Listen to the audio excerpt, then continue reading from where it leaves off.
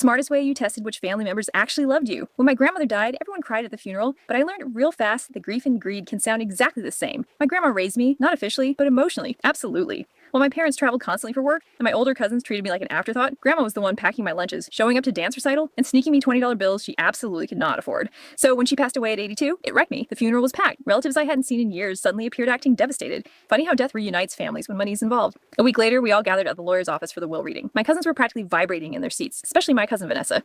Vanessa treated every family event like an audition for inheritance. She cried the loudest at the funeral, posted paragraphs online about losing her best friend, then asked the lawyer if Grandma's jewelry collection had already been appraised. Classy. The lawyer started reading the will, small donations to charities, a few keepsakes to extended relatives, then the house, the savings, the inheritance money, almost all of it left to me. The room went dead silent. I remember Vanessa blinking so hard I thought her contacts fell out. My uncle literally leaned forward and said, "Wait, her?" But before anyone could explode, the lawyer handed me a sealed envelope. Written across the front in shaky handwriting were the words, "For Olivia, open alone." So I waited until I got home, locked my bedroom door, and opened it. Inside was a handwritten letter. Liv, before you accept this money, I need you to learn something about the people around you. Tell the family I left you nothing. Say I changed my mind at the last minute. Then wait 2 weeks. You'll find out who truly loves you and who only loves standing near my wallet. At the bottom, she wrote, "Trust me on this."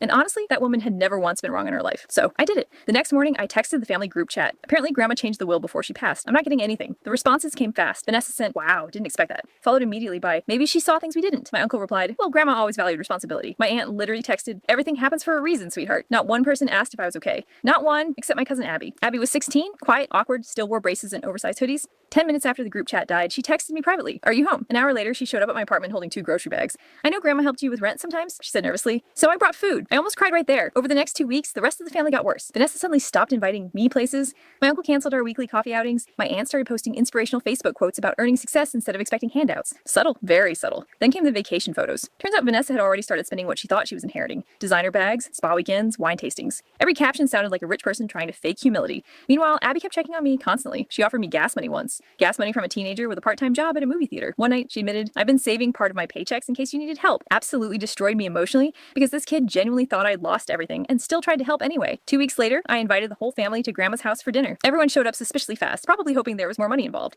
Vanessa arrived carrying a brand new designer purse. My uncle brought financial advice pamphlets. My aunt brought a fake sympathetic face. After dinner, I stood up and pulled out Grandma's real letter. And suddenly, the room got very quiet. I read every word out loud, especially this part. "Watch how quickly people change when they believe you have nothing to offer them." Vanessa's face drained of color. My uncle started stammering. My aunt kept saying, "That's not what happened." But Grandma knew. She knew exactly what would happen. Then I looked at Abby. She looked confused, almost scared. So I smiled and pulled out a second envelope. Inside was a check for $75,000. The entire room lost it. I handed it to Abby and said, "Grandma left instructions for this too." Abby started crying immediately. "What? Why?" And I told her the truth. "Because you were the only person in this family who loved me when you thought I had nothing." Then I looked around the room one last time and added, "Turns out Grandma's final inheritance wasn't money."